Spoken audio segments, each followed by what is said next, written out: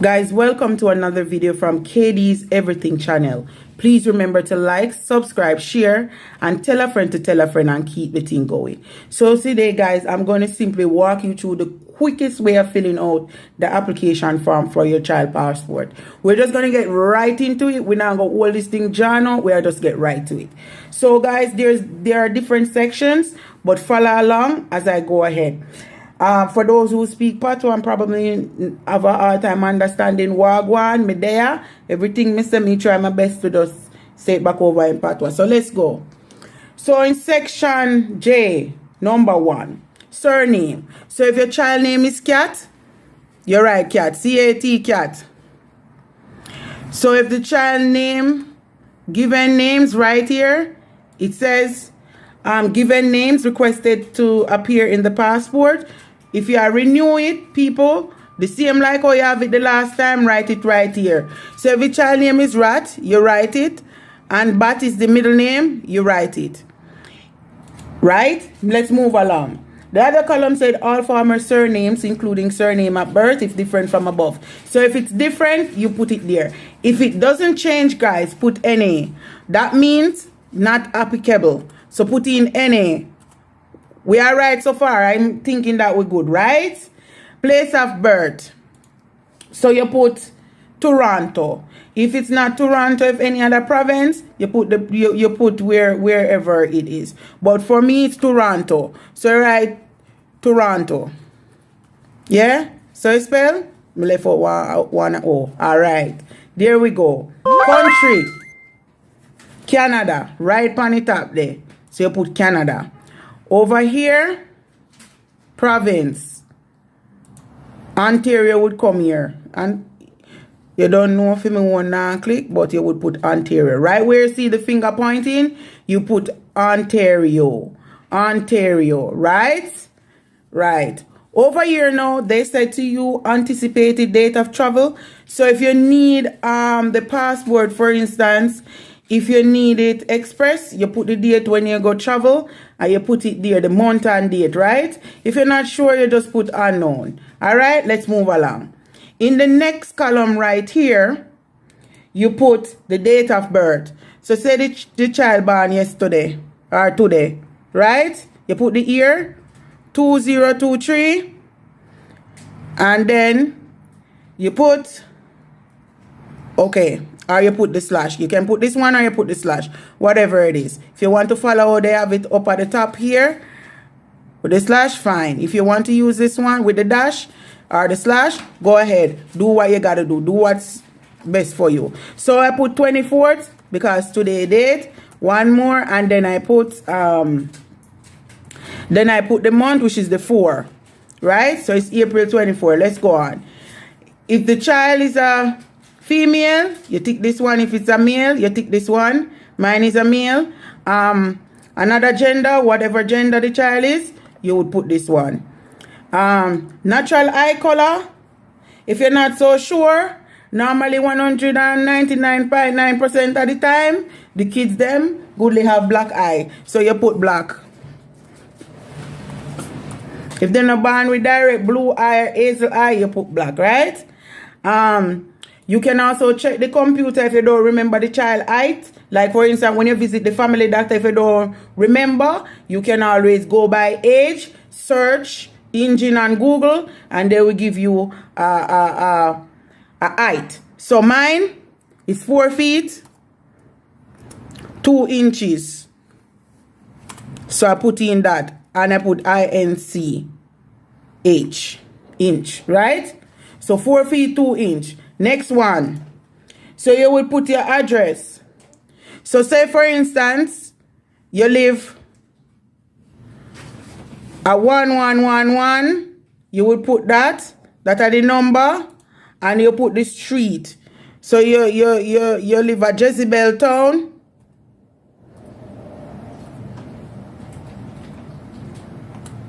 Say for instance, you live at Jezebel Town. You put that. Right? Next one. Apartment. So you would put it here. You put your apartment here. Right? Mine not clicking, but you put your apartment here. And then after you put the city, which is Toronto, right in here. You see that? You see the box come up? You just write Toronto, or you can write it on the line here, right along here. You would put the province, and you would probably put wherever you are. For me, it's Ontario, so I'm searching out for Ontario, right? That take too long, guys. I don't want the video search out. So you put Ontario, you write it, and then you put your zip code or your postal code.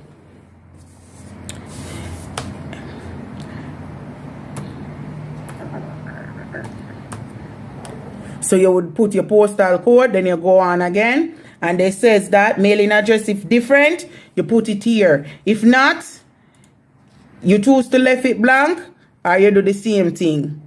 Whatever you feel that apply to you, just do that. But just like to do this because it just make a document just look better. Yeah? See it right down and somebody in a right up there. So as usual, that's how my computer behave. And you go along, right? The next part now. So the next part, which is here, it said children under 16 of age are not required to sign the application form. So if your child is under 16, they do not sign here. Okay, so you leave here. Don't sign here at all. The other section is right here. Is the child currently the subject of adoption process or partially? If not, you click no. If yes, you click yes and include all the documents regarding it. And the other question is, are there any separation documents? So if you and your partner are separating and there are documents, you click yes and include all documents. If not, you press no. So we are going down here now. Relationship between the applicant, parent, guardian, and the other parent or legal guardian. Right, guys? So, okay, guys. For this section now, right here, relationship between applicant, parent, or legal guardian. So that means the relationship between you and your partner. So if you're single, you put single.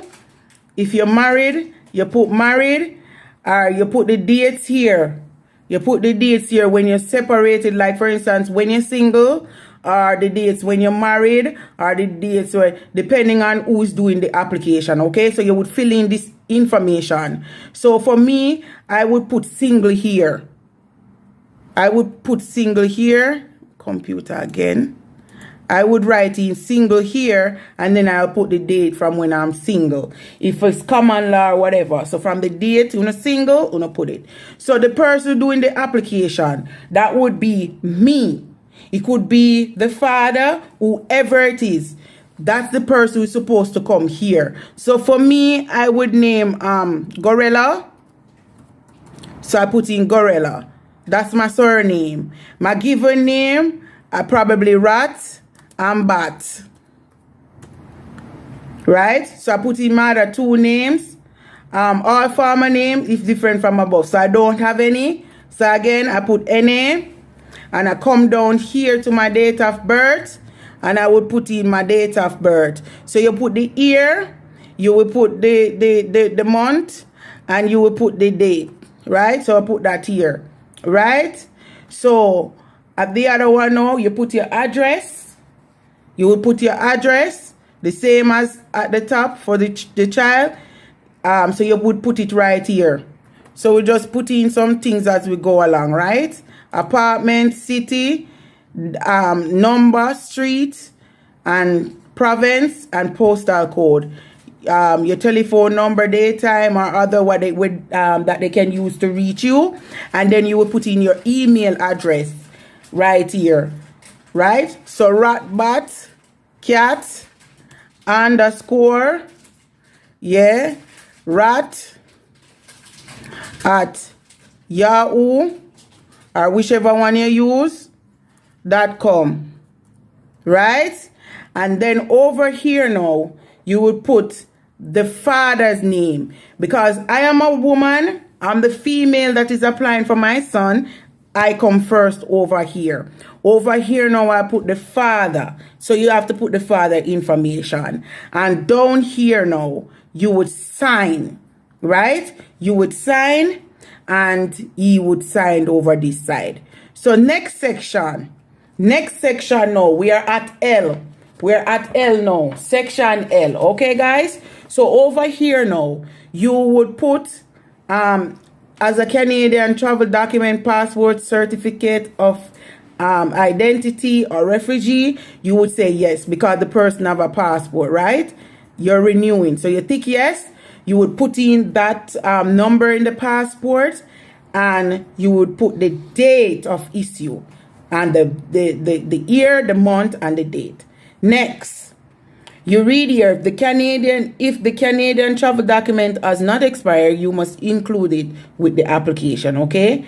So we go on to here now. Would you like the previous passport to be cancelled and returned to you? Like me always tick yes, and they will send it back to you. If you don't require it to be sent back to you, just leave it alone. You don't have to tick anything in here. So next, proof of Canadian citizenship, instruction K and M. This is the section we're at now. So it said provide one of the documents listed below, original only. So the child have the birth certificate, you click this one. Or if the child have the certificate of Canadian citizenship, anyone you're using, you just tick whichever one. If you're using the birth paper, you go on and you look for the registration number, you include it here, and you include the date of issue. Okay, so you write the registration number and you'll put it here, and then you put the date of issue right here. So it will be like 2023 and the month and the day. So you put it here, right? Or if you're using the certificate of Canadian citizenship, you put the certificate number here. I say if we put the certificate number here and the date of issue, right? So number 5 now, declaration of applicant. Okay, so you would put the surname, that is you. So the person who filling out the document from this section, which is me, you are now required to do the declaration of applicant. So whoever is filling out the application, the first person information that go here in section K, right, is that person need to sign back here, put the name, the child, and everything, and put their signature here, the date, and sign off on it. Okay, for section K now, section N, my apology, for section N, yes, this need a guarantor. Now your guarantor cannot be you or your partner, because of course you don't put the information on this already, right? But whoever is signing the guarantor section have to be a Canadian citizen, because you know why, guys? That person will need to provide their Canadian passport number. They will need to put it here. So a permanent resident cannot sign here. So the person would have to put in all their information right here and then signed off on it. So yes, guys, you're going to need a guarantor. And the guarantor cannot be you who is filling out the document or the other person. The guarantor have to be someone, though, who is a Canadian citizen. 7, emergency contact information. You choose whether or not who you want to put here. This is optional. So regarding to you and here, you decide if you want to give them that info or not. And guys, that is it with the document. This section is for persons who are going online.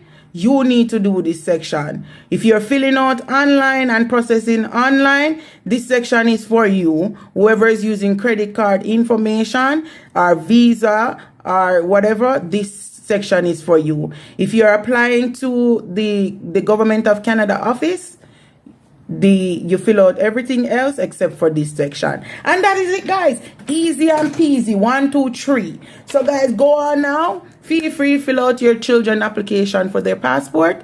Do remember to like, subscribe, share, tell a friend to tell a friend, and keep the thing going. Thank you guys for watching.